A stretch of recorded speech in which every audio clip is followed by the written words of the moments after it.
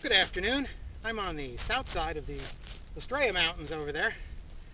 And rather than talk about an individual anime today, I'd like to talk about a book about anime. Schoolgirl Milky Crisis. I've said before that I still enjoy reading hard copy, at least when it's not news. Jonathan Clements is a prolific writer and translator. He's worked in the anime and manga industry, both in his native UK, the US, Japan, and China, as translator, ADR director, and even a voice actor, as well as providing liaison between English and Japanese companies as a translator. He co-authored the Anime Encyclopedia, and he writes regular articles for various anime and genre magazines. Schoolgirl Milky Crisis is a title he likes to use for a generic anime or manga title, a substitute for a title when he contractually bound not to name names.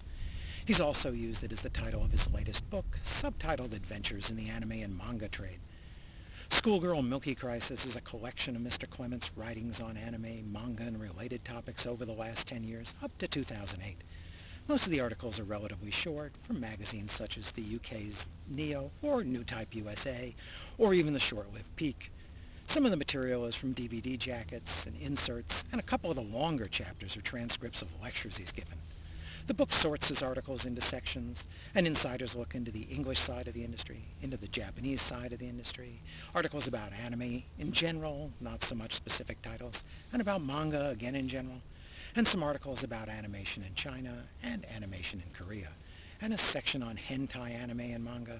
Some live-action Japanese shows get coverage, and even some obituaries about prominent figures in the anime industry. The book starts with what I thought was its weakest chapter, which is insider anecdotes. These might be fascinating if you knew the actual companies, artists, directors, and anime titles he's talking about. However, for various reasons, he treats most of these observations with pseudonyms, such as using Schoolgirl Milky Crisis as the title of whatever show he's talking about. I figure he has good reasons, such as non-disclosure, or social politeness, or perhaps just a desire to work in the business again. But that obfuscation drains some of the interest out of the stories, except for a very few where he gives so many hints about the person involved that you can't help but figure it out. I suppose if I knew more about the industry, I could figure out who more of these subjects were, but then I probably wouldn't need to read the book. Fortunately, that's not the majority of the book. Two of the longest and I thought most interesting sections of the book reproduce texts of talks Clements gave. The first is a speech to the British Centre for Literary Translation, to some linguistics students at the University of Anglia about his real-world experience as a translator.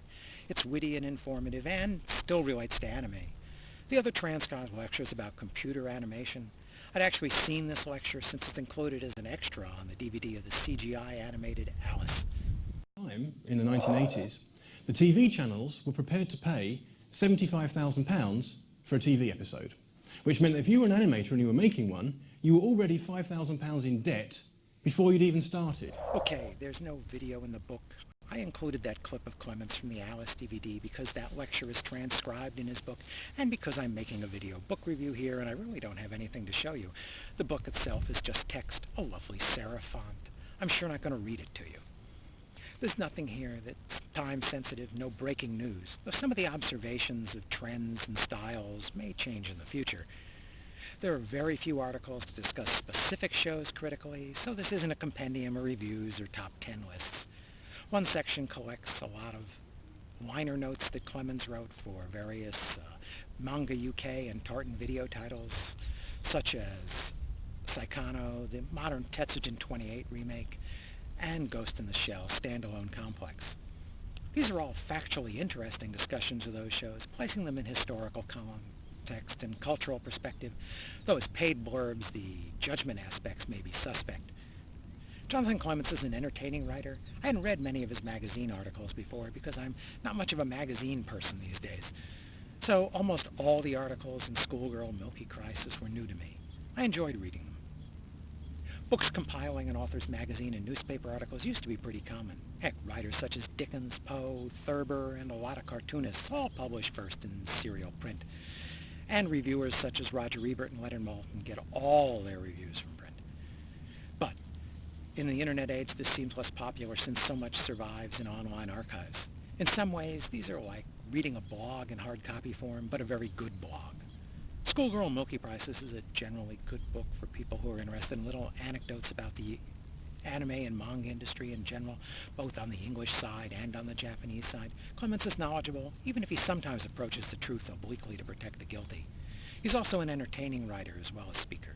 I give his latest book 4 stars. Yeah, it's a little like reading a blog, but it's a very well-written blog by someone who actually knows a lot about the industry. Schoolgirl Milky Crisis is a 400-page trade paperback available on Amazon for about $11. By the way, Mr. Clements has a blog of that same awkward name, schoolgirlmilkycrisis.com. He also did a rambling interview with the Right Stuff's Anime Today podcast. Thanks for listening. Next time we'll talk about a video.